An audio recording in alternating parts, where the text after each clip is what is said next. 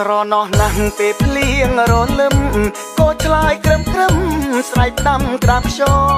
ងស្រណោះណាស់ពេលភ្លៀងរលឹមក៏ឆ្លើយក្រឹមក្រឹមស្រែកដាំក្តាប់ខ្យងស្រណោះពីអ្នកត្រសងនាំគ្នាផ្ដដងនៅតាមដងអូទឹកខ្លាឆ្វេងឃើញមកចាគៀងគូម្ដងម្ដងលឺសូឡូលោកពោលហៅគ្នា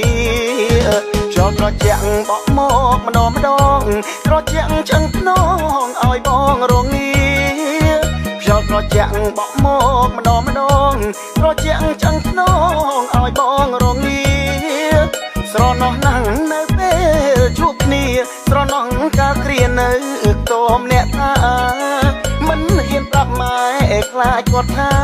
ទៅប្តឹងអ្នកតាជួយធ្វើជាសាក្សី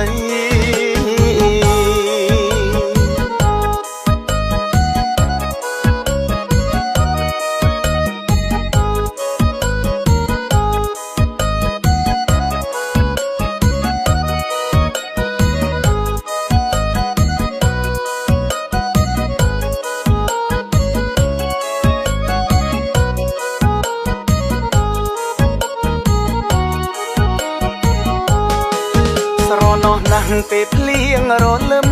ក៏ឆ្លើយក្រឹមក្រឹមស្រែកដាំក្តាប់ខ្យងស្រណោះណាស់ពេលភ្លៀងរលឹម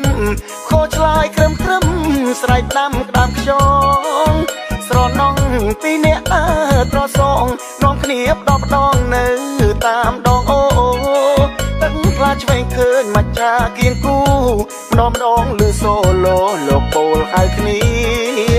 ចោលត្រជាក់បក់មកម្ដងម្ដងត្រជាក់ឆ្អឹងភ្នងឲ្យបងរងាចោលត្រជាក់បក់មកម្ដងម្ដងត្រជាក់ឆ្អឹងភ្នងឲ្យបងរងាស្រណោះណាស់នៅពេលជួបគ្នាស្រណោះការគ្រានៅតមអ្នកថាមិនហ៊ានប្រាប់ម៉ែខ្លាចគាត់ថាទៅប្តឹងអ្នកតាជួយធ្វើជាសាក្សី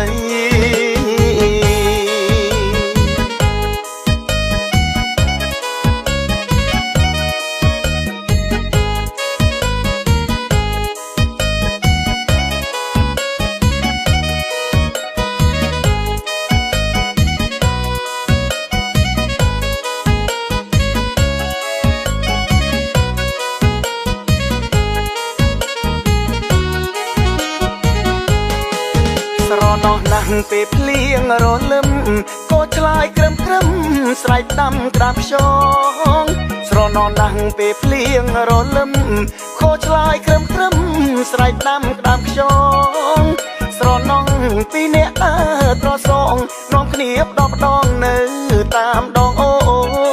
ទឹកខ្លាឆ្វេងឃើញមកចាគៀងគូម្ដងម្ដងលឺសូឡូលោកពោលហៅគ្នាចោលត្រជាក់បក់មកម្ដងម្ដងត្រជាក់ឆ្អឹងភ្នងឲ្យបងរងាចោលត្រជាក់បក់មកម្ដងម្ដងត្រជាក់ឆ្អឹងភ្នងឲ្យបងរងា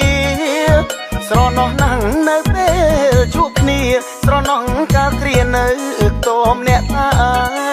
មិនហ៊ានប្រាប់ម៉ែខ្លាចគាត់ថា